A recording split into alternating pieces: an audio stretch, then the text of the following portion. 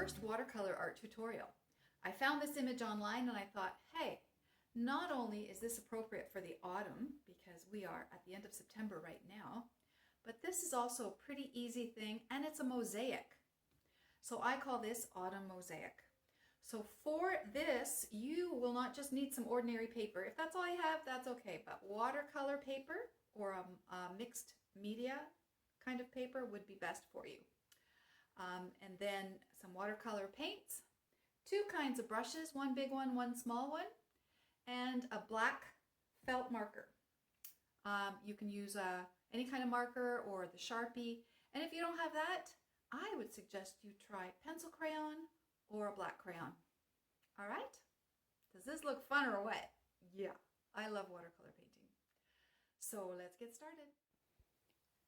All right, so the first things I have here, my pencil with my little friend here. I have my eraser, I have my black felt marker, and I have all my watercolors here. I have a lot of them. Here, let me move that. And I have my palette right here, which I may or may not use today. I'm thinking of a different idea. I have my cloth to rub my brushes on after I dip them in my water. And I have a variety of brushes here. All right, I'm going to set you up here. And then we'll get ready to start drawing our tree. Okay, so my tree is going to be a little bit over to one side. It's going to be a little curvy. And the ground is going to come about here. And let's say it goes down. It's a little wider at the bottom than it is when it starts to branch off. And I'm just going to make some curving branches. And your felt is going to make the branches thicker or thinner. Maybe we'll go up like this. And this branch will be like this. And maybe it'll branch off like that. You can put as many branches on as you want.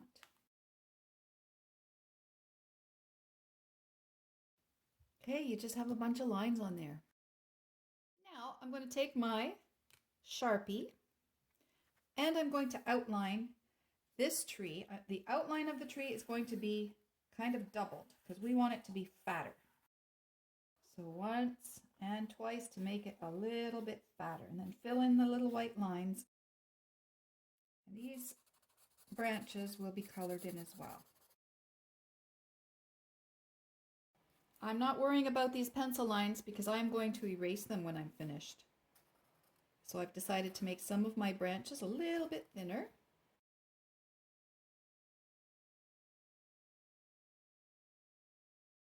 Now I'm going to go in and erase these pencil lines from the branches, because what we're going to do is put smaller, thinner black lines in between that will look like the leaves. All right, now take your felt. I'm just going to fill in a few black spots here, or white spots with black. You can start this with pencil if you want. But if you feel like you can do it with felt and not make any mistakes, go ahead. Let's do what we're going to do as the black sky first. We're going to make bigger chunks. So just one thin line, like that. Make it all connect. Just odd shapes. These will be filled in with blue. It's our sky. Do the other side over here. Now we're going to do the same thing with the tree trunk. This will just be different kinds of browns that we're going to put in here. And I've separated it like this from the rest of the leaves. And let's make it in long, wavy shapes. Okay, so it doesn't look like leaves, it's going to look more like bark. And then it ends there, because we will be putting some leaves on the ground as well. All right, now we're going to get started just putting little shapes, odd shapes, triangles, rectangles, no circles because there's no curves in here. We're just going to do little shapes, and these are going to be all of our different colored leaves. And let's make them fairly big, not too small. Whoops. I just made a mistake. This was supposed to be part of my sky. So I'm going to make this a branch. It's going to be a fatter line. All right, here's my branch over here. Don't go below that, Sylvia.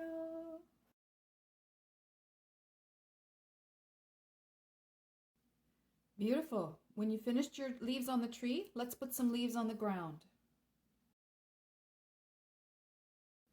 Okay, beautiful. There's the outline of our tree.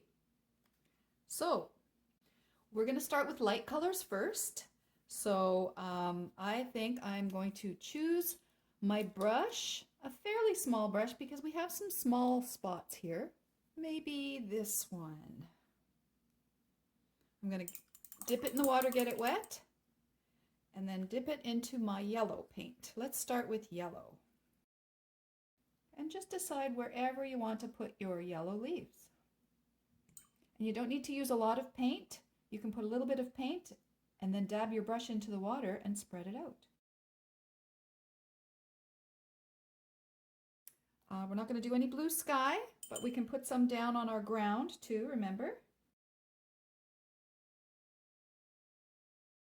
All right, I think that's enough yellow.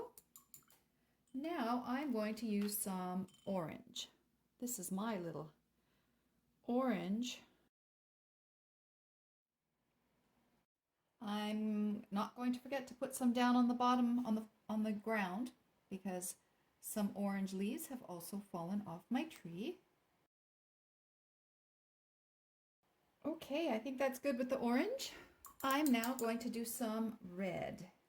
My red here, this tube is about 20 years old and it's still rocking. So I'm just going to dip a wet brush into it there and then I'll have some here. Pretty neat.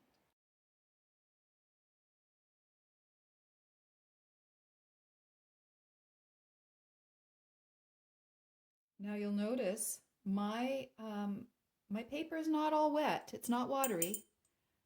I dab my brush into the water and I shake it off if there's too much on it or rub it onto my towel here, okay? So make sure your page is not runny. Now don't forget the leaves on the ground.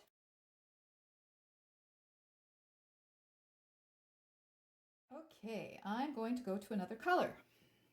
Let's get some green. I have a color here, it's called earth green. Seems like a good choice, doesn't it? And the thing about watercolor paint is that you don't need a lot. That's why I still have paint from 20 years ago. Look how much green I have right now, right there. Dip my brush into the water, into the paint, and on it goes. I'm going to get a more vibrant green too. This one's called sap green, and it might look a bit yellow, but let me just check it out first. Nope, perfect.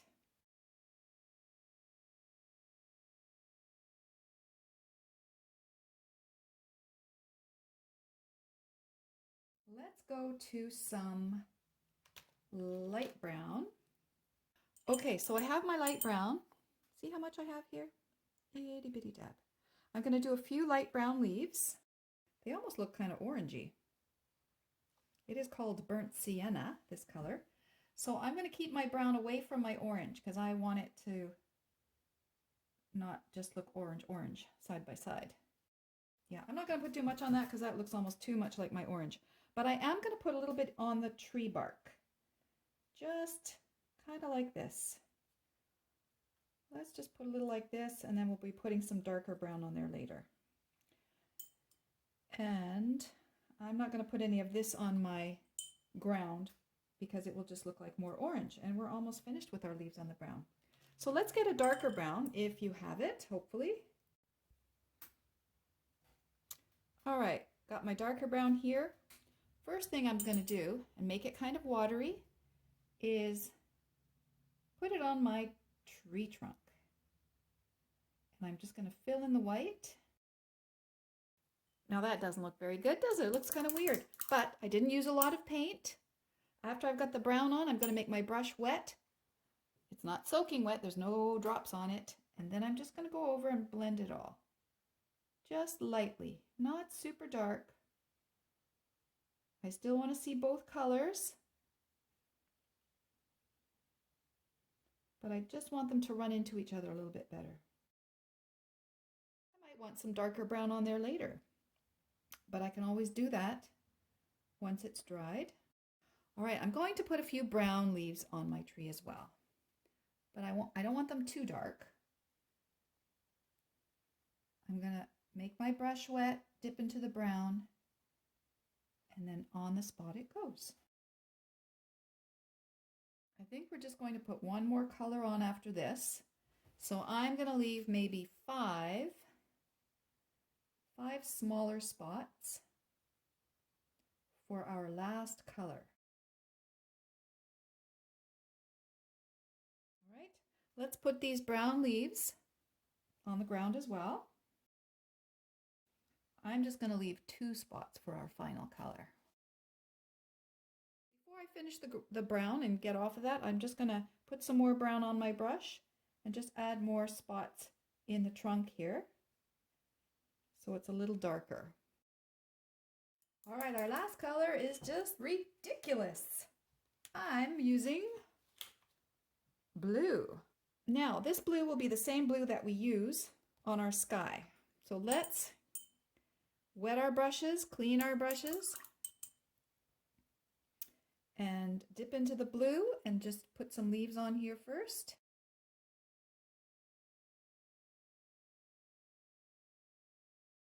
Okay, now because our sky is just all the same blue, you can use a larger brush if you'd like.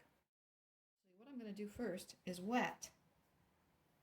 I'm not going to go over the branch or over the tree trunk, but I can go over these black lines. And what I want to do is just wet it all first.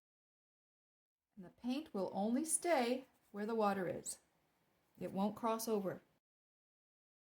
Okay, here comes the blue.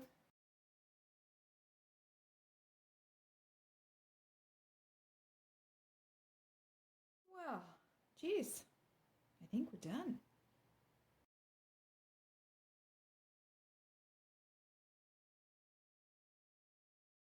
And let it dry and then be amazed.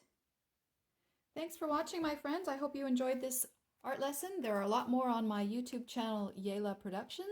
You can subscribe to it or just keep checking back. This is our first watercolor painting. I will do some more. I also have some acrylic paintings on the channel, as well as lots of crayon ones. Thanks again for watching. Bye!